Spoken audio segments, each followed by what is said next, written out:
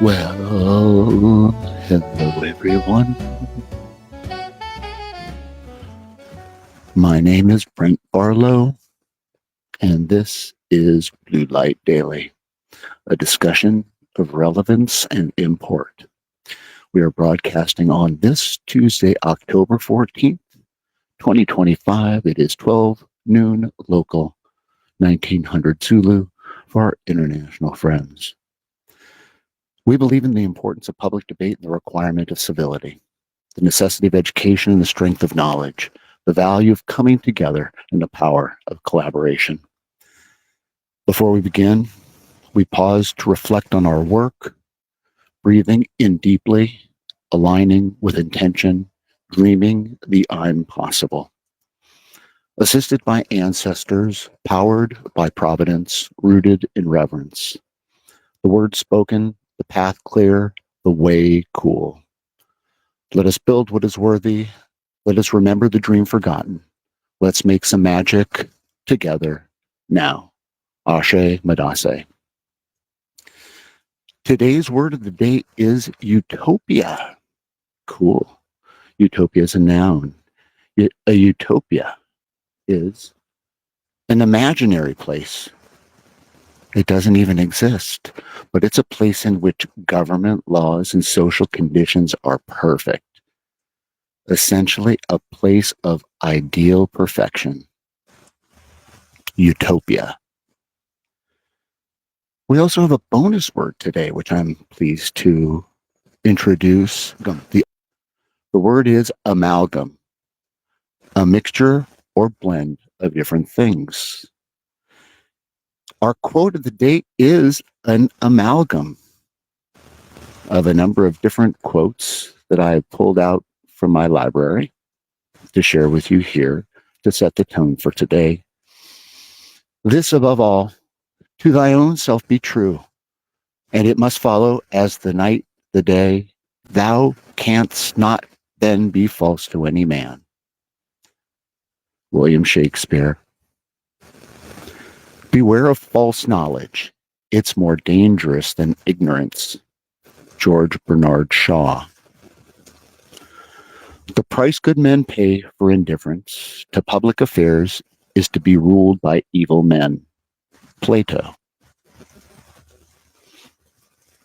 Any person capable of angering you becomes your master. Epictetus. The corollary is you're only as big as the smallest thing that provokes you. And then we begin to slide. Quote, a fool is known by his speech, and a wise man by his silence.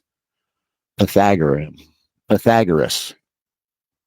Obviously, I'm a fool because I can't stop talking. Quote, the man who chases two rabbits catches neither. Confucius. Well, geez, oh, Piso, I'm chasing a whole farm, so aren't I the idiot? And lastly, der Metek Trak un gat latka. Translation, man plans and God laughs. Ladies and gentlemen, this broadcast is intended to serve as a platform to talk, share, learn, and grow. I admit that my vision for what we can build together is utopian. But I think it's not only possible, I think it's inevitable. My intention here is to speak directly and honestly, sharing a vision for a world worth leaving our children. Participation is invited, feedback requested. This is about we, not me. My concerns are many, as I've said, and I believe that action is the most positive response. I choose to act and offer myself my ideas here for public consumption and criticism. I offer here my take on current conditions and where I think things are headed. The question is, what do you think? The whole show today is going to basically be a point of personal privilege. So if you want to dip out or you drop in, you should know that I'm a mess at this 10 minutes after the top of the hour. So we didn't start right at noon, which I preferably prefer, because I had some technology issues, which apparently have been resolved. And this morning has been occupied with this situation that I mentioned the other day with my daughter and some bully at school. Apparently yesterday she walked into class and this kid threw a bunch of broken erasers, broken pencils, a pencil sharpener, whatever, at my daughter and her friends. And it was a scene. She filed her second written incident report, whatever they call it, at school. And needless to say, I was hot and ready to mix it up. Long story short, I've papered the world, let everybody know where I stand. I've spoken to a few people, and long story short, it is apparently being investigated and being handled with the gravity that the situation demands. So I'm all kind of messed up on that. And basically everything that's going on. Okay, I continually refer to systems as interconnected, organized patterns of behavior. I referenced Fritjof Capra, and the link between those two are everything is connected. Everything is a system. Everything is the same. And the more we're capable of seeing that connection and leveraging it and making use of it, the more fortunate we'll be. So I guess to kind of orient, I spoke yesterday about ULDIS. I spoke yesterday about education. And I spoke about how the community section of Labella Bee is going to embrace that function.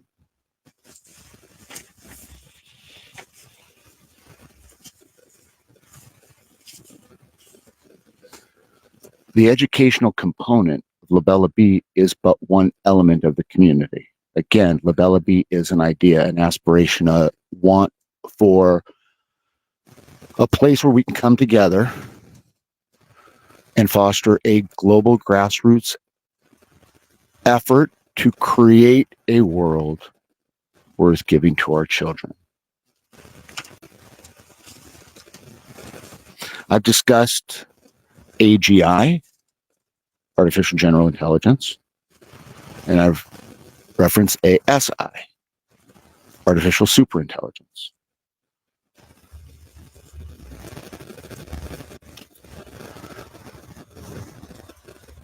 I'm just going to share a few things on the current landscape and what's occurring at the front lines as far as what's being generally reported and verifiable. So first, and I don't have the exact reference in front of me, this company is essentially a talent agency for AI talent. This is a legit funded entity, and these folks have their first AI generated character that they represent. And it's amazing how knock opportunity lay everywhere. I'm looking at an article from today, this morning, in the Hollywood Reporter. This deep-pocketed new studio aims to bring Gen AI, generative AI filmmaking, and VFX, virtual FX, to legacy media. Promise, the AI studio backed by Google, Peter Shinneran's North Road, and Michael Ovitz Crossbeam is launching the Generation Company led by Nem Perez to bring visual effects to traditional studios. Now, I've used, and I don't know if I've shared it here, this idea of industrial light and magic. Long time ago, earlier this year, I had expressed to my team that we needed to identify an opportunity that we could spin off and essentially monetize, that we could present as a real legit company. Excuse me. Because most of what we had developed to that point had the flavor of service. So people kept asking, are you a nonprofit? And the answer was no, we're a for-profit entity that we do good. And secondly, we were building for the future. We weren't building to get in, get out, make some money, turn and burn, measure ROI by how many dollars, how many ducats go in your bank account at the end of the day, what's the time horizon, blah, blah, blah. So we were having some conversations with some potential investors and needed to break off a piece of what we had and present it as knock, knock, knock opportunity. So the first thing that I did was I proposed to the team the following scenario, or the following analogy example. When George Lucas conceived Star Wars, he envisioned a world that the filmmakers at the time, the artisans, the technology, the capacity of the tools available for filmmaking, when George Lucas went first to create Star Wars, Luke Skywalker, Obi-Wan Kenobi, because those tools weren't available, he visioned what he needed, what could be, and created what ultimately became industrial light and magic. Now, you may or may not know these things. You probably know Star Wars. You probably know George Lucas. And industrial light and magic was the George sitting down and saying, okay, identifying the top artisans, the top craftsmen, the top artists, creatives in the industry, brought them together and said, this is what I'm envisioning. This is what I think I need. I want you to offer whatever you can contribute to this vision, and let's dream together and build big. It is the wise king model where I admit I don't know. Let's come together and figure it out. The best ideas prevail. Generally speaking, no pride in authorship. Long story short, this is a communal effort. So I said, and then once these creatives came together, they not only created Star Wars, but they created a company capable of servicing not just George Lucas and that franchise, but an entire industry. It broke off, became its own thing, and Industrial Light and Magic ultimately was not only the industry leader creating something that didn't exist before it dreamed it up, but became a standard bearer in the industry and an industry leader to take the technology and the art to a place it could get to. So the model team is, we do stuff, and there may be some piece of it that services not just us. We interrupt this program to bring you a special report. So we put our heads together, and the best idea that rose to the top was integrative immersives. Integrative immersives is a entity, a group, a media production group that leverages the hell out of current technologies and drives the technology forward, bringing together the best minds, the best creatives, the best artisans, the best technologists, the best technology to deliver a virtual experience across every category that we are involved in. and in which services can be provided to third party other entities and other individuals at a premium or any other way. I referred to Ready Player One, the Oasis, the holodeck, the capacity to experience virtually any live sporting event, any museum. There are all kinds of, and I will admit, never even worn a pair of Oculus. So I'm only reporting what I've been told and what I have read. But essentially, you can have that virtual experience of, with no one in the room, standing in front of that masterpiece that you've loved all your life, the Mona Lisa or the Kiss or any other photo, and take a picture without having to fight the crowds of thousands or hundreds or at least dozens. So integrative immersives is that first investment opportunity that we at LaBella-B have actually put together and made public.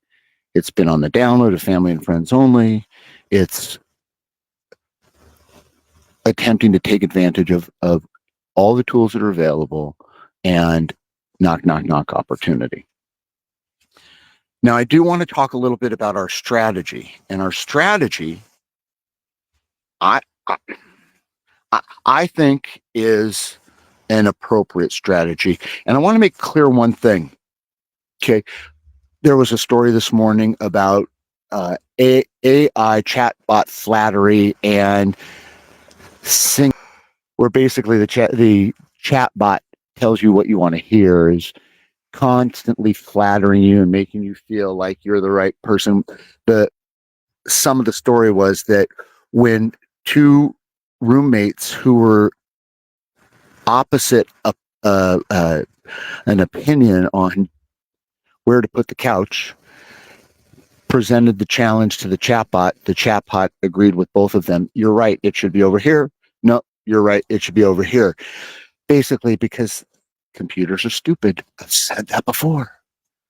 Now, I've run a few things and I'll share some here, but chatbots tend to flatter because that's kind of how they're trained and organized, and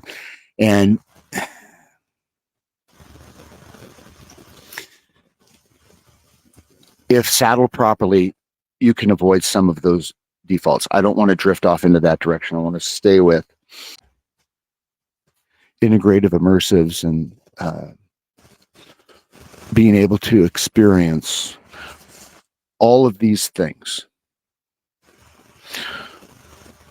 Philosophically, at LaBella-B, from a commercial side, and this is strictly business. If you want it, for anybody interested to figure out how we are attempting to exploit technology, opportunity, investment, and create opportunity for many. We identify a thing. In this instance, I'll use virtually attending an NBA finals, sitting on the floor with your Oculus. Hell, you want to wear a haptic suit and have someone spill a beer on you? Great. You want to give Scottie Pippen a high five? Great. But the category is delivering a virtual experience, which is already market tested, proven model, revenue positive, and the technology continues to make it less and less expensive to deliver. Moreover, and I'm not going to get into it right now, what we can also add is the user-generated content element. But what we have is we have a category, and right now I'm defining the category as virtual experiences. Going to a museum, attending a symphony, going to the Eiffel Tower. And there are only so many operators within this space, and they're only covering so much of the territory. And what remains is a portion of fertile ground ripe for exploitation. Moreover, philosophically, at La Belleby, we believe that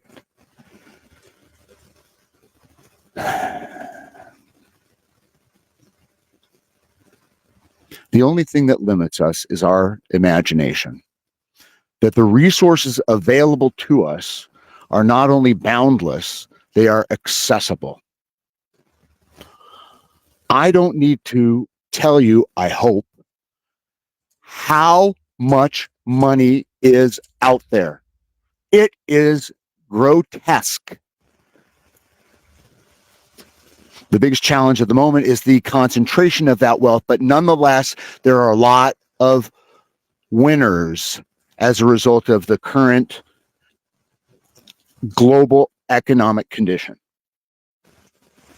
So money's not an issue. Opportunity.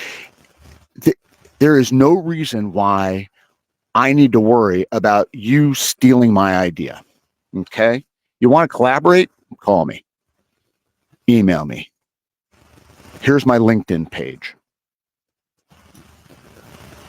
Dude, I am uber available.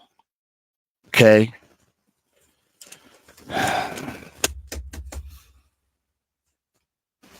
So we have a philosophy where we identify an opportunity and we capitalize on it. I'll give you a second one. There's this guy who acquires the rights to exploit certain music. Let's call it doo-wop.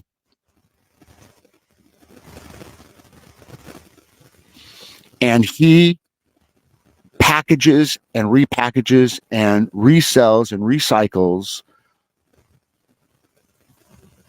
the music to which he has the rights to do this, take this action, and markets it. But this guy would, let's just say hypothetically, go on TV and show the video of the song being sung by the group that evokes some emotional response of fond childhood memories. And he sells a nice clip of these videos, these CD compilations, probably, I don't know, it translates it to some kind of download online. I don't know. But it's small fries, and it's a great idea. So one of the other things we're doing is we have a music library acquisition entity arm that is going out and actively seeking acquisition of music libraries ripe for exploitation, underutilized, underserviced, and exploiting that IP, that music, for all it's worth. And it's a very layered, complex opportunity. It's cool, and I think very there. But again, this is taking the field of, now we're going to call it, I don't know, recycled music, and identifying what exists and what opportunities still lay. So if you'd like, I'll happily send you the business plan, because again, there's so much opportunity. I'll share everything.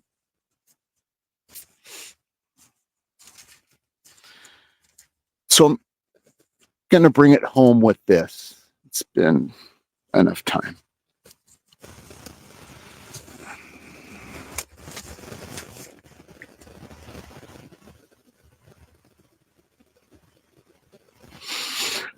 I am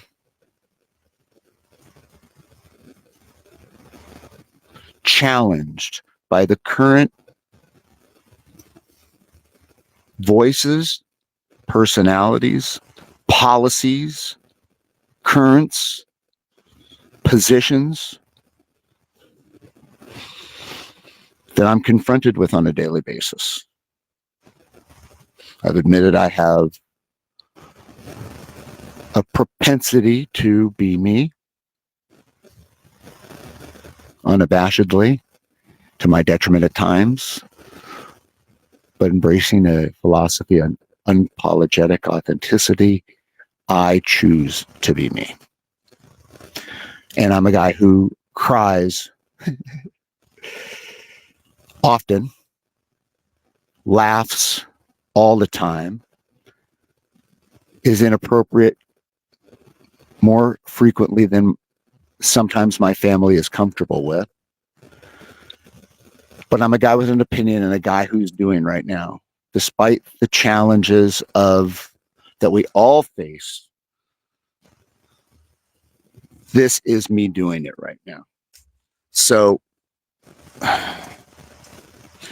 I'm not going to apologize. I'm just going to tell you that we got some super cool stuff going on. That opportunity lay everywhere, and knock, knock, knock. Steal like Picasso, baby.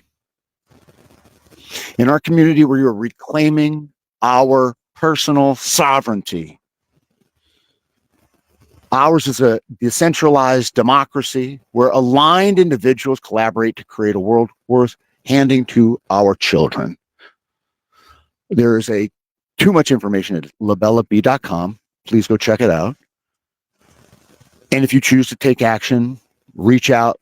Let's march down the field together, locked arm in arm. There is so much good stuff happening out there that if we just focus on it, nothing new needs to be created for a little while. We can just be the sticky stuff in between and bring that stuff together. But I can't emphasize it enough. Inspiration lay everywhere. Knock, knock, knock. Opportunity is present. Steal like Picasso. No one will do this for us. If you choose not to decide, you still have made a choice.